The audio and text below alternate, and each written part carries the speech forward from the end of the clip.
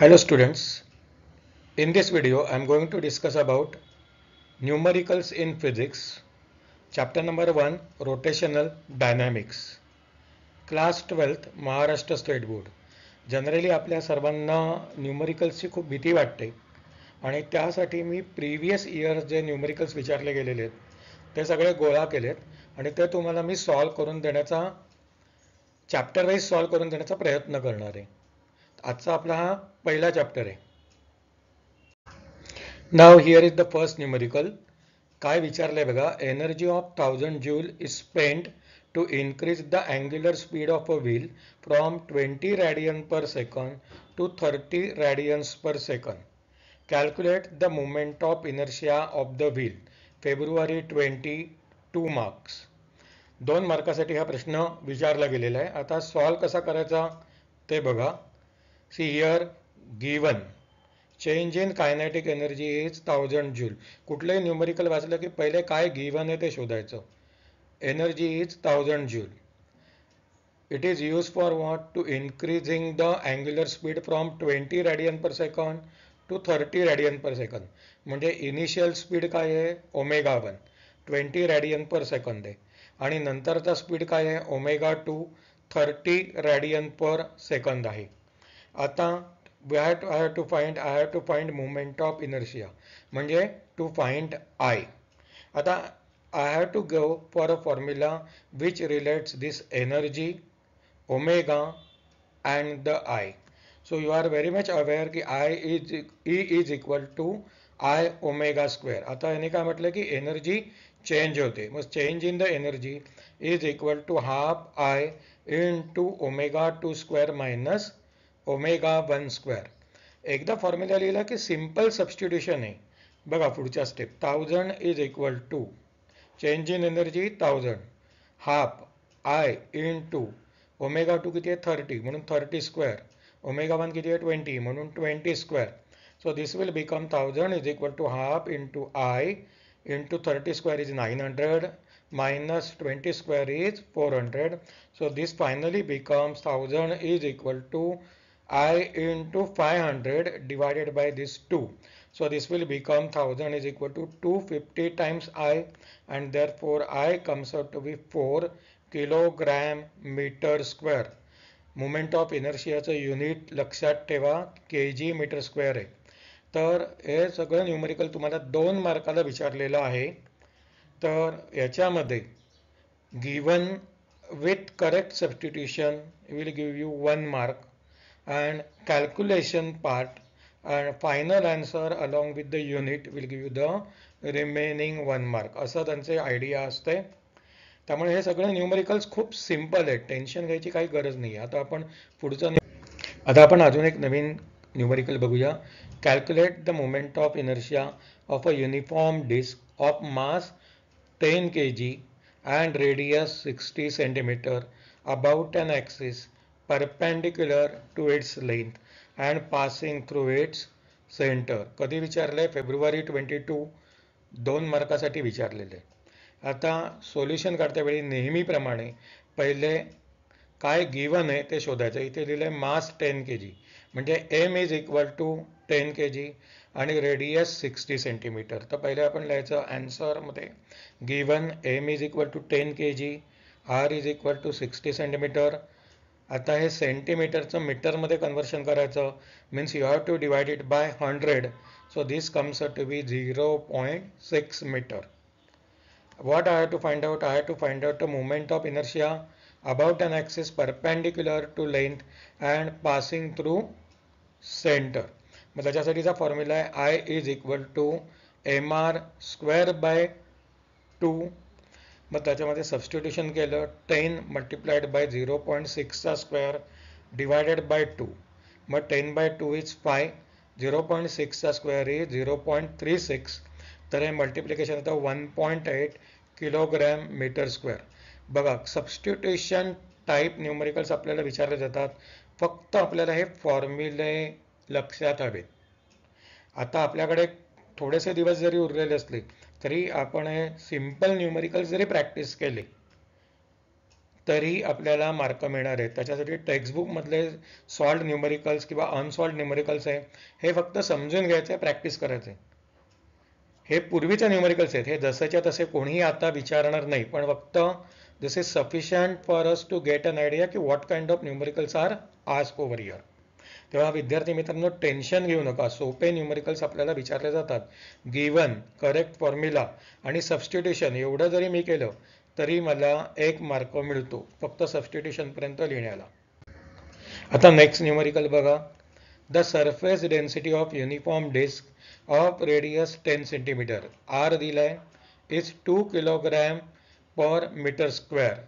हे थोडंसं वेगळं आहे, ही सरफेस डेन्सिटी दिलेली आहे. Find its moment of inertia about an axis passing through its centre and perpendicular to its plane. हा कधी विचारलाय? जुलै 22 मध्ये विचारलाय 2 मार्कासाठी. आता सोल्युशन बघा. R is equal to 10 centimetre converted into metre at 0.1 metre. Surface डेन्सिटीचं symbol आहे sigma is equal to 2 kilogram per metre square. आता surface density म्हणजे काय? तर मास अपॉन एरिया. तर डिस्क असल्यामुळे एरिया झाला पाय आर स्क्वेअर, म्हणून एम झालं sigma times pi R square. आता moment of inertia of a disc about an axis through its centre is nothing but I is equal to M R square by 2. Substitution आपण केलं, sigma pi R square multiplied by R square म्हणजे झालं sigma pi R raise to 4 complete divided by 2. आता substitution, sigma किती आहे 2, पाय 3.14, R किती आहे 0.1 raise to 4 divided by 2, 2 will get cancel. मग व्हॉट इज रिमेनिंग 3.14 इंटू 0.1 म्हणजे 10 रेस टू मायनस 1 झाला. So 10 raise to minus 1 complete raise to 4 म्हणजे झालं 10 raise to minus 4. So moment of inertia comes out to be 3.14 into 10 raised to minus 4 kg meter. आता आपण एक नवीन numerical बघूया. An automobile engine develops 62.84 kilowatt of power while rotating at a speed of 1200 rpm. What torque does it deliver? कधी विचारलंय? जुलै 22 2 मार्कासाठी विचारलंय. आता सर्वात पहिले म्हणजे काय? What is given? तर पॉवर 62.84 किलोवॉट, तर P is equal to 62.84 kilowatt असं लिहायचं आणि this is 1200 rotation per minute. हा आपल्याला N दिलेला आहे म्हणून given N is equal to 1200 rotation per minute. तो I have to convert it into rotation per second, म्हणून मी याला 1 मिनिट इज इक्वल टू 60 सेकंदने डिवाइड केलं.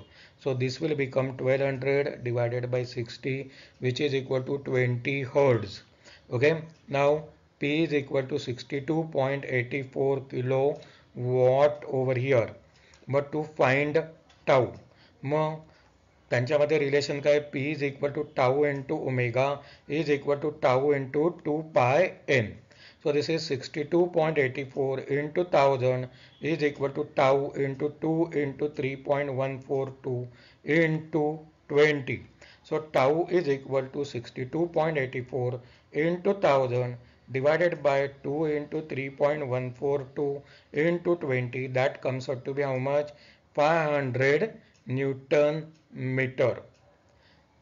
तर तुमच्या लक्षात येत असेल की एकदम सबस्टिट्यूशन टाईप न्यूमरिकल्स आपल्याला विचारले जातात, फक्त आपले फॉर्म्युले रेडी हवेत. आता अजून एक न्यूमरिकल बघूया. Calculate the period of a particle performing linear SHM with maximum speed of 0.08 metre per second and maximum acceleration of 0.32 metre per second square. हे कधीच आहे? जुलै 23 2 मार्कासाठी विचारला गेलेला क्वेश्चन आहे. So what is given? V maximum is 0.08 metre per second आणि A maximum is 0.32 metre per second square. So to find the T is equal to how much? So omega is equal to 2 pi upon capital T. So we have to substitute A max upon V max over here. त्यामुळे टीचं answer झालं 2 pi multiplied by V max divided by A max. Just adjustment करून 2 pi into 0.08 divided by 0.32 मग substitution जर आपण केलं तर 2 into 3.14 तर 8 4 जा 32 म्हणून हे डिवायडेड बाय 4 तर सगळ्याचा आन्सर आलं 0.157 seconds. Again I am telling you the same thing की तुम्ही जर गिवन लिहिलं, करेक्ट फॉर्म्युला लिहिला, सबस्टिट्यूशन व्यवस्थित केलं तर तुम्हाला 1 मार्क मिळणार आहे. पुढचा कॅल्क्युलेशन आणि आन्सर याच्यासाठीचा 1 मार्क आहे. तर अशा प्रकारे मार्क डिस्ट्रीब्युशन असतं. नाव the next numerical. A motorcycle is performed stunt along the cylindrical wall of well of depth of inner radius 4 meter. Radius दिला आहे 4 meter. Coefficient of static friction between the tire and the wall is 0.4. Calculate the maximum period of revolution. Use G is equal to 10 meter per second square. जुलै 23 ला विचारलंय 2 मार्कासाठी. आता आपल्याला काय दिलंय, radius दिलेला आहे, static फ्रिक्शनचा कोएफिशियंट म्हणजे म्यू दिलेला आहे. मग given R is equal to 4 metre, mu is equal to 0.4 आणि take g as 10 metre per second square. जेव्हा असं दिलेलं असतं की जीची ही पर्टिक्युलर व्हॅल्यू घ्या तेव्हा तेच व्हॅल्यू घेऊन कॅल्क्युलेट करायचं. 9.8 घ्यायची गरज नाही कारण स्पेसिफिकली मेन्शन आहे इथे. ते to simplify the answer they are mentioning this kind of things. हे लक्षात घ्या. आता पहिला फॉर्म्युला आहे V minimum is equal to root R g upon mu over here. So this will become 4 into 10 divided by 0.4. 4 by 0.4 will be 10. So square root of 10 into 10 is 10. So minimum velocity comes out to be 10 meter per second. Now time period is equal to distance upon velocity. So it is 2 pi r divided by v minimum. Therefore it becomes 2 multiplied by 3.14 into 4 divided by 10. So the answer comes out to be 2.512 seconds. तर students मी तुम्हाला हे सांगतो की हे जे questions आहेत हे previous year questions आहेत. हे जसेच्या तसे विचारले जाणार नाही, त्यामुळे कुठेही कन्फ्यूज होऊ नका. My aim is to give you an idea की what kind of numericals will be asked to you in the exam. Generally बऱ्याचशा मुलांच्या डोक्यामध्ये एक भीती असते की न्यूमरिकल्स खूप कठीण असतात, मला जमणार की नाही असा एक विचार असतो. तर जमणार तुम्हाला. तुमचे फक्त फॉर्म्युले रेडी पाहिजेत. सबस्टिट्यूशन टाईप न्यूमरिकल सगळीकडे गेल्या 3-4 वर्षात विचारले आहेत, तर हाच ट्रेंड पुढे पण चालू राहणार. हेच न्यूमरिकल कोणी विचारत नाहीत. काही न्यूमरिकल हे टेक्स्टबुक मधले सुद्धा आहेत, फक्त थोडेसे चेंजेस करून त्यांनी विचारलेले आहेत. त्यामुळे जर आपण व्यवस्थित प्रिपेअर करून गेलो तर आपल्याला 12 मार्काचे जे न्यूमरिकल कंपल्सरी आहेत ते सॉल्व करायला काहीही प्रॉब्लेम येणार नाही. आणि त्यासाठीच हा व्हिडिओ मी बनवलेला आहे. बरं, हे जर तुम्हाला कोणाला डाउनलोड करायचं असेल PDF फॉर्ममध्ये तर त्याच्यासाठीची लिंक मी डिस्क्रिप्शनमध्ये दिलेली आहे. अजूनही मी काही व्हिडिओज बनवलेले आहेत फिजिक्स रिलेटेड, त्या सगळ्याच्या लिंक तुम्हाला डिस्क्रिप्शनमध्ये मिळतील. Okay, thanks for watching the video. Do not forget to subscribe our channel to get more such a videos and share all these things with your friends also so that all of you can get benefited. Thanks for watching. Please like, share and subscribe our channel for more such a information.